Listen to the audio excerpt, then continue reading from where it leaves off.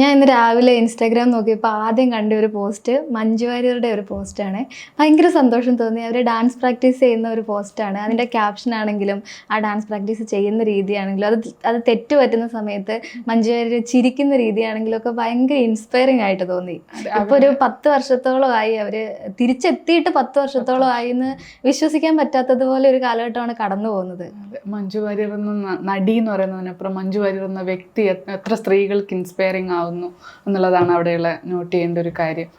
തൻ്റെ ജീവിതം കൊണ്ട് മറ്റൊരാൾക്ക് മാതൃക കാട്ടുക എന്ന് പറയുന്നത്, എവിടെയൊക്കെ സംസാരിക്കാണ്ടിരിക്കണം, എവിടെയൊക്കെ സംസാരിക്കണം, എവിടെയൊക്കെ അവസരങ്ങൾ എങ്ങനെയൊക്കെ വിനിയോഗിക്കണം, അങ്ങനെയുള്ള കാര്യം. ഇപ്പോൾ ആ ഡാൻസിൻ്റെ കാര്യം എടുത്താലും തനിക്ക് കിട്ടിയിട്ടുള്ള അവസരങ്ങൾ എങ്ങനെ മഞ്ജു വാര്യർ അത് വിനിയോഗിച്ചു, അത് എങ്ങനെ അവർക്ക് ഉപയോഗിക്കായിരുന്നു, പല സാഹചര്യങ്ങൾ ഉപയോഗപ്പെടുത്തായിരുന്നു മോശമായിട്ട്. നമ്മൾ കുപ്രസിദ്ധി പോലെയുള്ള കാര്യങ്ങൾ, ഇപ്പോൾ ഉള്ള ആൾക്കാർ യൂട്യൂബ് കാലത്തിനൊക്കെ നമുക്ക് വരുമാനം ഉണ്ടാക്കാനുള്ള വഴികൾ പലതും ഉണ്ടാകുന്ന അവർക്കത് ദുരുപയോഗം ചെയ്യായിരുന്നു. പക്ഷേ വളരെ മെച്ചോടോട് കൂടിയിട്ട് പക്വതയോടെ കാര്യങ്ങൾ സമീപിക്കാനും സംസാരിക്കേണ്ടടുത്ത് സംസാരിക്കാൻ, ചിലർ ഡിപ്ലോമാറ്റിക് എന്ന് പറയുമായിരിക്കും, പക്ഷെ അത് അവരുടെ പേഴ്സണാലിറ്റിയാണ്. ശരിക്കും ഡാൻസിന്റെ കാര്യം നോക്കിയിട്ടുണ്ടെങ്കിൽ അവരുടെ ഒരു തിരിച്ചുവരവ് വരുന്നത് തന്നെ ആ ഒരു ഡാൻസിലൂടെ തന്നെയാണ്. അമ്പലനടയിൽ ഇത് അരങ്ങേറ്റം കുറിച്ചുകൊണ്ട് മോള് പറഞ്ഞിട്ടുണ്ടായിരുന്നു, എന്നെ എൻ്റെ ഗുരു അമ്മക്ക് പിന്നീട് ഗുരുവായി എന്നുള്ളത്. ഗീതാ പത്മനാഭൻ. അതെ. ഇപ്പൊ അവര് പറഞ്ഞിട്ടുണ്ട്, മഞ്ജു വാര്യരുടെ അടുത്ത് പറഞ്ഞിട്ടുണ്ട്. മഞ്ജു വാര്യർ തന്നെ ഒരു അഭിമുഖത്തിൽ പറയുന്നുണ്ട്, മഞ്ജു വാര്യരുടെ ഒരു ഡാൻസ് പെർഫോമൻസ് കാണാനായിട്ട് ആളുകൾ വരുന്നത് അവരൊരു സിനിമാ നടി ആയതുകൊണ്ട് മാത്രമല്ല, നല്ലൊരു പെർഫോമറും നല്ലൊരു നർത്തകി ആയതുകൊണ്ടാണ്. അതുകൊണ്ട് ആ ഒരു പെർഫോമൻസ് അവർക്ക് കൊടുക്കാൻ കഴിയുമെങ്കിൽ മാത്രമേ ഡാൻസ് ചെയ്യാവൂ എന്നൊരു കാര്യം അവർ പറഞ്ഞതായിട്ട് എനിക്ക് തോന്നുന്നു. അത് പലപ്പോഴും മഞ്ജു അതിനനുസരിച്ച് തന്നെയാണ് പ്രവർത്തിക്കുന്നത്. തനിക്ക് പ്രാക്ടീസ് ചെയ്യാൻ പറ്റാത്ത അല്ലെങ്കിൽ തിരക്കുകളുള്ള സമയത്ത് തുടർച്ചയായി ഡാൻസ് പ്രോഗ്രാമുകൾക്ക് പോകാതെയും ഒക്കെ ആ ഒരു ഡിഗ്നിറ്റി കീപ്പ് ചെയ്തുകൊണ്ടാണ് ആ ഒരു പെർഫോമിംഗ് ആർട്ടിനെയും അവർ കൊണ്ടുപോകുന്നത്. നർത്തകി മാത്രമല്ല, മഞ്ജു വാര്യർ എന്ന് പറയുന്ന നടി അഭിനയിക്കുന്നത് നമ്മൾ സ്ക്രീനിൽ കാണുന്നതിനപ്പുറം ലൊക്കേഷനിൽ മഞ്ജു അഭിനയിക്കുന്നത് കാണണമെന്ന് ആഗ്രഹിച്ചൊരു മഹാനടനുണ്ട്, സാക്ഷാൽ തിലകൻ. അവർ അഭിനയിച്ചിരുന്ന കാലത്ത് മഞ്ജു ബ്രേക്ക് എടുത്ത സമയത്ത് തിലകൻ പറഞ്ഞൊരു വാക്കായിരുന്നു, ആ കുട്ടിയെ അഭിനയിക്കുമ്പോൾ എന്നെ തിരിച്ചു വിളിക്കണം, അവൾ അഭിനയിക്കുന്നത് എനിക്ക് കാണണം, ക്യാമറയുടെ മുന്നിൽ അഭിനയിക്കുന്ന എനിക്ക് കാണണമെന്ന്. വളരെ ചുരുങ്ങിയ കാലത്ത് അഭിനയിച്ചിട്ട് പോയിട്ടുള്ളൊരു നടി, ഒരു സാധാരണ പെൺകുട്ടി, ഒരു സാധാരണ നടി. 95 മുതൽ 999 വരെ വളരെ കുറച്ച് സിനിമകൾ ചെയ്തതെല്ലാം ഗംഭീര സിനിമകളാണ്, വ്യത്യസ്തമായിട്ടുള്ള സിനിമകളാണ്, അതൊക്കെ ഓക്കെ. പക്ഷെ ആ പീരീഡിൽ, ആ ഒരു കാലയളവിൽ മഞ്ജു വാര്യർ എന്ന നടീനെക്കുറിച്ച് പറഞ്ഞ് അവരോടൊപ്പം അഭിനയിച്ച ആർട്ടിസ്റ്റുകളാണെങ്കിലും അവർ ഡയറക്റ്റ് ചെയ്ത സംവിധായകരായാലും എഴുത്തുകാരാണെങ്കിലും എല്ലാം പറഞ്ഞിട്ടുള്ള അവരുടെ അഭിനയിക്കുമ്പോഴുള്ള ഒരു അത്ഭുതത്തെക്കുറിച്ചിട്ട്, അഭിനയം എന്ന് പറയുന്നൊരു വേറൊരാളായി മാറുവാണല്ലോ, നമ്മൾ കഥാപാത്രമായിട്ട് മാറുവാണ്, വേറൊരു വ്യക്തിയായിട്ട് മാറുവാണ്. ഞാനെന്ന വ്യക്തിയല്ല കഥാപാത്രം എന്ന് പറയുന്ന ആ ഒരു മാറ്റം മഞ്ജുവിൽ കണ്ടിട്ട് അത്ഭുതപ്പെട്ട ആൾക്കാർ കൊടുത്ത മൗത്ത് പബ്ലിസിറ്റി, അതായിരുന്നു അവരുടെ കാത്തിരിപ്പിന് വേണ്ടിയിട്ട് മലയാളികൾക്കും അവരെ തിരിച്ചു വരാനായിട്ട് മലയാളികൾ അത്രയും കാത്തിരുന്നതിന് വേണ്ടി. പക്ഷെ എനിക്ക് തോന്നുന്നത് അതേ ഒരു പ്രശ്നം തന്നെ പിന്നീട് മഞ്ജു വാര്യരുടെ കരിയറിനെ ബാധിച്ചോ എന്ന് എനിക്ക് തോന്നിയിട്ടുണ്ട്. കാരണം അത് മാത്രമല്ല, എക്സ്പെക്ടേഷൻ ഉണ്ട്, പക്ഷെ അതിനേക്കാൾ അപ്പുറം തൻ്റെ വ്യക്തി ജീവിതം പ്രതിഫലിക്കുന്ന രീതിയിലുള്ള കഥാപാത്രങ്ങൾ തുടർച്ചയായി ചൂസ് ചെയ്യപ്പെട്ടു. അല്ലെങ്കിൽ ഒരുപക്ഷെ സംവിധായകരും അതെ തുടക്ക സമയത്തൊക്കെ ഇപ്പൊ നമ്മൾ നോക്കിയിട്ടുണ്ടെങ്കിൽ ആദ്യത്തെ cinema how old are you വരുന്ന സമയത്ത് അതും അവരുടെ ഒരു പേഴ്സണൽ ലൈഫുമായി മാച്ച് ചെയ്ത് നമുക്ക് നോക്കാൻ പറ്റുന്ന ഒരു സിനിമയാണ്. അത് കഴിഞ്ഞു വരുന്ന എന്നും എപ്പോഴും എന്ന് പറയുന്ന സിനിമയിലും അവരുടെ ക്യാരക്ടർ വരുന്നത് അതേ രീതിയിൽ തന്നെയുള്ള, നിലവിലെ എന്താണോ അവരുടെ ജീവിതം അത് പറയുന്നത് പോലെയുള്ള സിനിമയാണ്. പിന്നീട് വന്ന സിനിമകളാണെങ്കിൽ ഇപ്പോൾ റാണി പത്മിനി, ഇതൊക്കെ ആ ഒരു രീതിയിലേക്ക് കുറെ നാളത്തേക്കെങ്കിലും മഞ്ജു വാര്യർ തളച്ചിട്ടോ എന്നൊരു സംശയമുണ്ട്. നമ്മൾ അതിനെ കണക്ട് ചെയ്തത് അങ്ങനെയായിരുന്നു. കാരണം മഞ്ജു ആയിട്ട് തൻ്റെ പേഴ്സണൽ ലൈഫ് എവിടെയും തുറന്നു പറഞ്ഞിട്ടില്ല. അപ്പം നമുക്ക് പറയാൻ, അല്ലെങ്കിൽ നമുക്കെന്നല്ല കാണുന്ന ആൾക്കാർക്ക് പറയാനൊരു കാരണം, ഇപ്പം തുടക്കത്തിലുള്ള വിമർശനമാണെങ്കിൽ സിനിമയിലൂടെ മഞ്ജു മറുപടി കൊടുത്തുകൊണ്ടിരിക്കുകയാണ്, സിനിമയിലൂടെ മഞ്ജു പ്രതികരിക്കുകയാണ്, ഇതാണ് മഞ്ജുവിൻ്റെ മറുപടി. ഇപ്പോൾ റാണി പത്മിനിയിലെ കുറേ ഡയലോഗുകൾ മറ്റേ പറക്കാൻ നല്ല കുട്ടിയാണ് എന്നൊരാൾ പറഞ്ഞിട്ടുണ്ടെങ്കിൽ അത് വിശ്വസിക്കരുത്, നമ്മളെ തളച്ചിടാനുള്ള ഒരു വാക്കാണെന്ന് പറഞ്ഞിട്ടൊരു ഡയലോഗ് അതിൽ പലരും എടുത്തുപയോഗിക്കുന്നത് ട്രെൻഡിങ് ആയിട്ടുള്ള കാര്യമാണ്. അത് മഞ്ജു പറയുകയാണ്, മഞ്ജുവിൻ്റെ കഥാപാത്രങ്ങൾ പറയുന്ന കാര്യങ്ങൾ മഞ്ജുവിൻ്റെ പേഴ്സണൽ ലൈഫിൽ നടന്നിട്ടുള്ള കാര്യങ്ങളാണെന്ന് പറഞ്ഞിട്ട് വിമർശിക്കുന്നത്. ഏതൊരു പക്ഷത്തിനും മഞ്ജുവിനെ വിമർശിക്കുന്നവരും ഉണ്ടാവും, അനുകൂലിക്കുന്നവരും ഉണ്ടാവും. അപ്പോൾ വിമർശിക്കുന്നവർക്ക് മഞ്ജു ഇതിനോട് മറുപടി പറയുകയാണ്, എങ്ങനെയാണ് എന്നുള്ള തരത്തിലായിരുന്നു ആദ്യത്തെ കഥാപാത്രങ്ങൾ. പക്ഷെ പിന്നീട് വന്ന് എനിക്ക് തോന്നുന്നു ജോയ് ആൻഡ് ദി ബോയ് എന്ന് പറയുന്ന സിനിമയിൽ കുറച്ചുകൂടി ഡിഫറെന്റ് ആയിട്ടുള്ള ഒരു പക്ഷെ അതും വിമർശിക്കപ്പെട്ടു.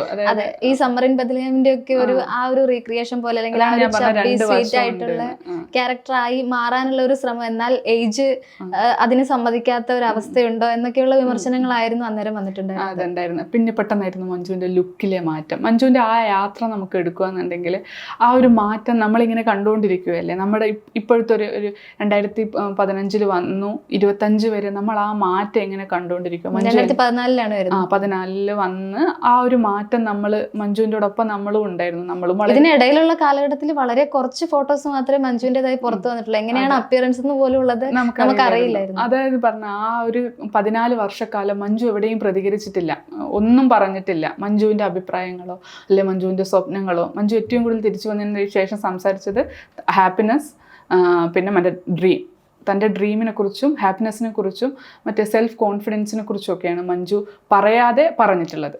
അത്തരത്തിലുള്ള സംരംഭങ്ങളുടെ ഒക്കെ ബ്രാൻഡ് അംബാസിഡറായി മാറുകയൊക്കെ ചെയ്തിട്ടുണ്ടായിരുന്നു. അതെ, ആ ഒരു മഞ്ജുവിൻ്റെ തിരിച്ചുവരവ് എന്ന് പറഞ്ഞു കഴിഞ്ഞാൽ നമ്മളെല്ലാവരും ഇങ്ങനെ അതെന്തുകൊണ്ട് അത്രയും സ്പെഷ്യലായിരുന്നു. നമ്മളെല്ലാവരും ഇങ്ങനെ ഒറ്റുനോക്കുന്നു, ഒരു നടിയെക്കുറിച്ച് മാത്രം എല്ലാവരും സംസാരിക്കുന്നു. നമ്മളെല്ലാവരും അതെന്താണ് അത്രയും വലിയ അത്ഭുതം, നമ്മളിങ്ങനെ കാത്തിരിക്കുന്നു. ഒരു ഫോട്ടോ വരുന്നില്ല, ഒരു അപ്ഡേഷൻസ് കിട്ടുന്നില്ല. എന്നാൽ റൂമേഴ്സ് ഒരുപാടുണ്ട്. മഞ്ജു ഇതിലൂടെ വരുന്നു, ഇങ്ങനെ വരുന്നു, അടുത്ത സിനിമയിൽ മഞ്ജു സിനിമ പ്രഖ്യാപിച്ചു, പെട്ടെന്നൊരു ഡാൻസ് പ്രോഗ്രാം വരുന്നു. അപ്പം നമുക്കെല്ലാം മഞ്ജു തിരിച്ചു വരുന്നു. അപ്പോഴൊന്നും മറ്റേ ഡിവോഴ്സ് കാര്യങ്ങളൊന്നും നമുക്ക് ഒഫീഷ്യലി വന്നിട്ടുണ്ടായിരുന്നില്ല. ഇങ്ങനെ ഗോസിപ്പുകൾ അക്കാലത്ത് എല്ലാ കാലത്തും വരുന്നത് പോലെ വന്നുകൊണ്ടിരിക്കുന്നുണ്ട്. മാത്രമല്ല ഇതിനിടയ്ക്ക് 1-2 വനിതയിലെ ഏതെങ്കിലും ഒക്കെ കല്യാണ ഫോട്ടോസിനൊക്കെ ഇടയിൽ മഞ്ജു നിൽക്കുന്നത്, അങ്ങനെയൊക്കെയുള്ള ചബ്ബിയായിട്ടുള്ള ലുക്ക് കാര്യങ്ങളൊക്കെ, ആ നാടൻ പൊട്ട്, ഹെയർ സ്റ്റൈൽ ആണെങ്കിലും ഇന്നത്തെ മഞ്ജു അന്നത്തെ മഞ്ജുവും തമ്മിലുള്ള മറ്റേ ഭയങ്കരമായിട്ടുള്ള ഡ്രാസ്റ്റിക് ചേഞ്ച് ഉണ്ടല്ലോ. അത് നമുക്കൊരു ഫോട്ടോ നമ്മളിപ്പോൾ സ്റ്റോറി കൊടുക്കുകയാണെങ്കിൽ തന്നെ നമുക്ക് ഷെയർ ചെയ്യാനുള്ള ഒരു ഫോട്ടോ പോലും ഉണ്ടായിരുന്നില്ല. ആരോടെങ്കിലും കൂടെ ചേർന്ന് നിൽക്കുന്ന ഫോട്ടോസ് കാര്യങ്ങളൊക്കെ ഉണ്ടായിരുന്നുള്ളൂ. അതങ്ങനെ വന്നു പോകുമ്പോഴാണ് ഈ ഡാൻസ് പ്രോഗ്രാം വരുന്നത്. പിന്നാലെ ബ്രാൻഡുകളുടെ പരസ്യമൊക്കെ വന്നു. പിന്നെ പരസ്യങ്ങൾ വന്നതിന് ശേഷമാണ് മഞ്ജുവാര്യരുടെ സ്റ്റൈലില് വലിയൊരു വ്യത്യാസം വരുന്നത്. പിന്നെ അതുപോലെ ആ ഒരു വെളുത്ത ഷർട്ടും അതുപോലെ ഒരു ബ്ലാക്ക് മിഡി ഇട്ടിട്ട് ഒരു ചെറിയ കുട്ടിയെ പോലെ തോന്നിപ്പിക്കുന്ന രീതിയിൽ ആ ഒരു ഫോട്ടോ വന്നത് ഒറ്റയടിക്ക് സോഷ്യൽ മീഡിയയിൽ വൈറലായി. വിമർശനങ്ങൾക്കുള്ള മറുപടി ആയിരുന്നു തോന്നുന്നു. കുട്ടിയാവാൻ ശ്രമിക്കുന്നു, ജോയിന് ശേഷം പ്രായത്തിനെ ഇതാക്കാൻ വേണ്ടിയിട്ട് മഞ്ജു ശ്രമിച്ചുകൊണ്ടിരിക്കുന്നു എന്ന് പറയുമ്പോൾ ഒറിജിനലി ഇവരിങ്ങനെയാണ് എന്ന് കാണിക്കാൻ വേണ്ടിയിട്ടുള്ള ഒരു പോസിറ്റീവായിട്ടുള്ള സാധനമായിട്ടാണ് എനിക്ക് തോന്നിയത്. ഞാൻ പറഞ്ഞു വന്നത് മഞ്ജുവിൻ്റെ ആ തിരിച്ചു വരവ്. അപ്പം മഞ്ജുവിന് സോഷ്യൽ മീഡിയയായിട്ട് യാതൊരു ബന്ധവും ഇല്ലാത്തൊരു കാലമായിരുന്നു. അന്ന് ഫേസ്ബുക്ക് ആയിരുന്നു ഏറ്റവും കൂടുതൽ. അന്ന് മഞ്ജു ഫേസ്ബുക്കിലൊരു ലൈവ് പോയിട്ടുണ്ടായിരുന്നു തിരിച്ചു വരുന്ന സമയത്ത്, ഹൗ ഓൾഡ് ആർ യു ചെയ്യുന്ന സമയത്ത്. അന്ന് പറഞ്ഞെന്ന് വെച്ചാൽ എനിക്ക് പുതിയ സിനിമ അറിയില്ല, പുതിയ സെറ്റിലുള്ള ആൾക്കാരെ അറിയില്ല, ടെക്നീഷ്യൻസിനെ അറിയില്ല, സോഷ്യൽ മീഡിയ എങ്ങനെയാണെന്ന് അറിയില്ല, ഞാനിവിടെ ഒരു പുതിയ കുട്ടിയായിട്ടാണ് വരുന്നത്. ഇപ്പോൾ അവരുടെ കാലത്ത് ഈ ഡയലോഗുകൾ ഇങ്ങനെ കാണാപ്പാടം പഠിച്ച് എക്സ്പ്രഷൻസോടെ അവതരിപ്പിക്കുക എന്നതിനപ്പുറത്തേക്ക് ഇപ്പോഴത്തേക്ക് നാച്ചുറൽ ആക്ടിംഗ് എന്ന് പറയുന്ന ഒരു രീതിയിലേക്ക് മാറിയിട്ടുണ്ട്. സൗണ്ടും കാര്യമൊക്കെ വന്നത് പെട്ടെന്ന് ആക്സെപ്റ്റ് ചെയ്യാൻ പറ്റാതെ അറിയാത്തൊരു കുട്ടിയുടെ പതർച്ചയായിരുന്നു അവർക്ക്. പിന്നെ ഈ ഓവർ എക്സ്പെക്റ്റേഷൻ വേറെ, അങ്ങനെയുള്ള കാര്യങ്ങളിൽ കുറച്ച്.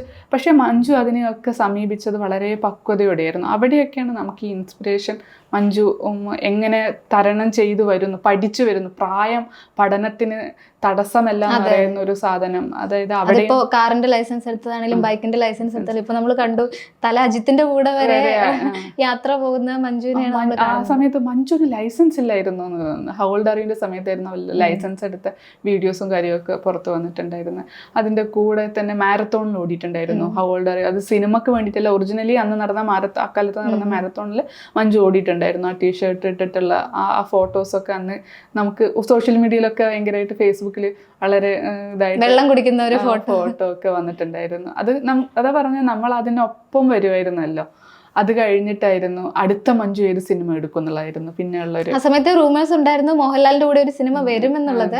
നമ്മളിപ്പോ കന്മതം പോലെയൊക്കെയുള്ള ഒരു സിനിമകളൊക്കെ എക്സ്പെക്ട് ചെയ്ത സമയത്താണ് എപ്പോഴും വരുന്നത്. അതിലും ഈ പറഞ്ഞ പോലെ തന്നെ സംസാരിച്ച ടോപ്പിക്, അതിലും മഞ്ജുവിന്റെ കുറെ മഞ്ജു വാര്യർ ഇങ്ങനെയാണ് എന്ന് കാണിക്കുന്ന ഒരു പാട്ട് രംഗം ഉണ്ടല്ലോ. ആ പാട്ട് രംഗത്ത് മഞ്ജുവിന്റെ ഡാൻസ് ആണ് ഹൈലൈറ്റ് ചെയ്തത്. പിന്നെ അഭിനേത്രി എന്ന് പറയുന്നൊരു വരെ വക്കീൽ. അപ്പൊ അത് രണ്ടിനെയും കണക്ട് ചെയ്തിട്ട് ഇതും മഞ്ജു നൽകുന്ന മറുപടിയാണ് എന്നുള്ള തരത്തിലായിരുന്നു. അതിൻ്റെ അകത്തും ഹസ്ബൻഡ് പേഴ്സണൽ കാര്യങ്ങളാണല്ലോ പറയുന്നത്. അവിടെ നിന്ന് മാറി റാണി പത്മിനിയിലെത്തിയപ്പോൾ അതും ഈ ഒരു തരം ഡിസ്കഷൻ തന്നെയായിരുന്നു പോയിട്ടുണ്ടായിരുന്നത് കല്യാണം കഴിച്ചിട്ട്. പിന്നീട് എനിക്ക് തോന്നുന്നു ഈ വേട്ട പോലെയുള്ള സിനിമകളിലേക്കൊക്കെ വരുമ്പോഴാണ് കുറച്ചുകൂടി വ്യത്യസ്തമായിട്ടുള്ള ലുക്കിലും അതുപോലെ തന്നെ അപ്പിയറൻസ് മാത്രമല്ല ഒരു ആക്ടിങ്ങിന്റെ രീതിയിലാണെങ്കിലും ഒക്കെ കുറച്ചുകൂടി മെച്യൂർഡ് ആയിട്ടുള്ള ഒരു മഞ്ജുവാര്യരെ കാണാൻ പറ്റിയിട്ടുണ്ടായിരുന്നത്. പിന്നീട് സോഷ്യൽ മീഡിയ ട്രെൻഡുകൾക്കൊപ്പം പോകുന്ന മഞ്ജുവിനെ കണ്ടത്. എല്ലാ ട്രെൻഡുകളും മഞ്ജു ഫോളോ ചെയ്യുന്നുണ്ട്. മഞ്ജു എന്ന് പറഞ്ഞു കഴിഞ്ഞാൽ നമ്മളെ ഈ ട്രോളുകൾ മീംസുകളെല്ലാം ഫോളോ ചെയ്യുന്നുണ്ട് എന്ന് അവർ പല ഇൻ്റർവ്യൂകളും പറഞ്ഞിട്ടുണ്ട്. ചിരിക്കാൻ ഒരുപാട് ഇഷ്ടമുള്ള ആളാണ്. അതുകൊണ്ട് ഞാൻ ചെറിയ മറ്റേ കുട്ടി കുട്ടി കോമഡികളല്ലേ അതൊക്കെ കണ്ട് ഞാൻ ചിരിക്കാറുണ്ട് എന്നൊക്കെ അവരെന്നെ പറഞ്ഞിട്ട് നമ്മൾ കേട്ടിട്ടുണ്ട്. ഈ ലുക്കിൻ്റെ മാറ്റം എനിക്ക് തോന്നുന്നു. പക്ഷെ ഇതിനിടയിൽ ഈ ഉദാഹരണം സുജാത എന്ന് പറയുന്ന സിനിമ ഒരു വളരെ വ്യത്യസ്തമായിട്ടുള്ള രീതിയിൽ വന്നിട്ടുള്ള അതുപോലെ തന്നെ കെയർ ഓഫ് സൈറബാനും അതുപോലെയുള്ള ഒരു വേഷമായിരുന്നു. അതായത് എല്ലാതരം വേഷങ്ങളും ചെയ്തുകൊണ്ടിരിക്കുന്ന ഈ സമയത്തൊക്കെ മറ്റു പല നടിമാരും തിരിച്ചുവരവ് നടത്തിയിട്ടുണ്ടായിരുന്നു. ഒരുപാട് നടിമാർ തിരിച്ചുവരവ് നടത്തി, പക്ഷെ ഒന്നും എവിടെയും എത്താൻ പറ്റാതെ പോയി സ്ട്രഗിൾ ചെയ്യുന്ന ഒരു കാലഘട്ടത്തിലാണ് മഞ്ജുവാര്യർ വീണ്ടും ഒരു 10 വർഷം കൂടി ഇപ്പോഴും കരിയറിൽ ടോപ്പിൽ, അല്ലെങ്കിൽ മലയാളത്തിൽ ഏറ്റവും കൂടുതൽ ഇനിയൊരു അടുത്ത 10 വർഷത്തേക്ക് മഞ്ജുവാര്യരെ ബുക്ക് ചെയ്യാനുള്ള ആളുകൾ ഇവിടെ ഉണ്ട് എന്നുള്ള ഉറപ്പ് തരുന്ന രീതിയിൽ നായിക റോളുകൾ. മഞ്ജുവിന്റെ ആ കാലത്ത് വന്ന നടിമാരൊക്കെ അമ്മ വേഷങ്ങളും ചേച്ചി വേഷങ്ങളും മഞ്ജുവിനെ ഇപ്പം കൺസിഡർ ചെയ്യുന്ന നായിക നിരയിലേക്ക് തന്നെയാണ്. ഈ പറഞ്ഞു പോകുമ്പോൾ ഇപ്പൊ തമിഴിലേക്ക് എടുത്തു കഴിഞ്ഞാൽ എനിക്ക് തോന്നുന്നു മലയാളത്തിൽ മഞ്ജുവാര്യരുടെ ഒരു കാലിബർ ഇപ്പൊ ഉപയോഗിക്കുന്നതിനേക്കാൾ കൂടുതൽ തമിഴിലാണ് കുറച്ചുകൂടി മഞ്ജുവാര്യർക്ക് അഭിനയിക്കാൻ കുറച്ചുകൂടി കാതലായിട്ടുള്ള വേഷങ്ങൾ കിട്ടുന്നത്. അവരാണ് കുറച്ചുകൂടി ആഘോഷിക്കുന്നതെന്ന് തോന്നുന്നു. തമിഴില് പൊതുവെ നായകന്റെ തണല് പറ്റിയിട്ടുള്ള അതിക്കാലത്തും അവിടെ ഉണ്ട്. ഇക്കാലത്ത് നായികമാർ എന്ന് പറഞ്ഞാൽ സങ്കല്പം മാത്രമാണ് അവിടെ. പക്ഷെ അല്ലാതെ ഒറ്റയ്ക്ക് നിൽക്കുന്ന ആളുകൾക്ക് പിന്നീട് മുൻനിര നടന്മാരുടെ കൂടെ അവസരം കിട്ടാത്ത അങ്ങനെയുള്ള നടിമാരെ നമ്മൾ കണ്ടിട്ടുണ്ട്. പക്ഷെ മഞ്ജു അവിടെ മുൻനിര നായകന്മാരോടൊപ്പം നല്ല വേഷങ്ങൾ, വിടുതലൈ പാർട്ട് 2 പോലെയുള്ള അജിത്തിന്റെ സിനിമ, വേട്ടയനിലെ മഞ്ജുവിന്റെ റോൾ എനിക്ക് തോന്നിയിട്ടുണ്ട്. അത് വേറെ ആർക്ക് വേണമെങ്കിലും ചെയ്യാൻ എനിക്ക് തോന്നിയിട്ടുണ്ട്. ചെറിയൊരു റോളാണ്. പക്ഷെ അവിടെയും രജനീകാന്തിന്റെ നായികയായിട്ട് അഭിനയിക്കുക എന്ന് പറഞ്ഞാൽ അവിടെ ഒരു പ്രിവിലേജ് ഉണ്ടല്ലോ. അത് മഞ്ജുവിനല്ലാണ്ട് വേറെ ഏത് നടിയാണെങ്കിലും അവരതിനെ മാർക്കറ്റ് ചെയ്തു എന്നുള്ള തരത്തിലേക്ക് ഉപയോഗിച്ചു എന്നുള്ളതാണ്. ഇപ്പോൾ ഹിന്ദിയിലേക്ക് പോവുകയാണ്, ഹിന്ദി സിനിമകൾ ചെയ്യുന്നു മഞ്ജു. ഇപ്പോൾ മിഥുൻ രമേശിൻ്റെ വൈഫുമായിട്ടുള്ളൊരു വീഡിയോ ഉണ്ടായിരുന്നു. മഞ്ജു എത്രത്തോളം സോഷ്യൽ മീഡിയയിൽ ഇൻവോൾവ് ആവണമെന്ന് നമുക്ക് കാണിച്ചു തരുന്നൊരു വീഡിയോ. അതിൻ്റെ അകത്ത് ലക്ഷ്മി നായരാണ് അവരുടെ പേര്. ലക്ഷ്മി ചോദിക്കുന്ന എല്ലാ സോഷ്യൽ മീഡിയ ട്രെൻഡുകളും കുറിച്ചിട്ടും മഞ്ജുവിന് അറിയാം. അപ്പോൾ അവർ അത്രത്തോളം അതിൽ അപ്ഡേറ്റഡ് ആണ് എന്നുള്ളത്. അതായത് തുടക്കത്തിൽ നമ്മൾ പറഞ്ഞ ആ ഡാൻസ് വീഡിയോ തനിക്കറിയില്ല, ഞാൻ പഠിക്കാൻ തയ്യാറാണ്, ആ തുറന്ന മനസ്സുണ്ടല്ലോ. ഇപ്പോഴും എനിക്ക് തെറ്റ് പറ്റുന്നുണ്ട്, ഞാനത് തിരുത്താൻ തയ്യാറാണെന്നാണ് അവർ ഈ ഒരു വീഡിയോ പറയുന്നത്. അതായത് തുറന്നു വെച്ചിരിക്കുകയാണ്. നമുക്ക് ഈഗോ ഇല്ല. ഞാൻ വലിയ സൂപ്പർ സ്റ്റാർ ആണെന്ന് പറഞ്ഞാൽ അവരെ ഒരു ഭാഗത്ത് സെലിബ്രേറ്റ് ചെയ്യുമ്പോൾ അവർ പറയുന്ന വാക്കുകളാണ്. അത് കഴിഞ്ഞ ഒരു ഇന്റർവ്യൂവിലും പറയുന്നുണ്ടായിരുന്നു, മഞ്ജുവാര്യർ അവിടെ പോയപ്പോൾ വാങ്ങിയ കുർത്തയുടെയോ ഡ്രസ്സിന്റെ മറ്റോ വില കൂടെയുള്ളവർ പറയുമ്പോൾ വളരെ ചെറിയ വിലയാണ്, ഓഫറിനാണ് വാങ്ങിയത്. പക്ഷെ അപ്പൊ മഞ്ജുവാര്യർ ചോദിക്കുന്നുണ്ട്, ഇട്ട് കാണുമ്പോൾ നന്നായാൽ പോരെ, നല്ല ഭംഗി ഉണ്ടായാൽ പോരെ എന്നൊരു ചോദ്യം മഞ്ജുവാര്യർ ചോദിക്കുന്നുണ്ട്. അതാണ്, അതായത് തുറന്നു വെച്ചേക്കുന്ന അറിവ് എന്തും സ്വീകരിക്കാൻ തയ്യാറായിട്ട് നിൽക്കുന്ന ഒരു വലിയ മനസ്സ്.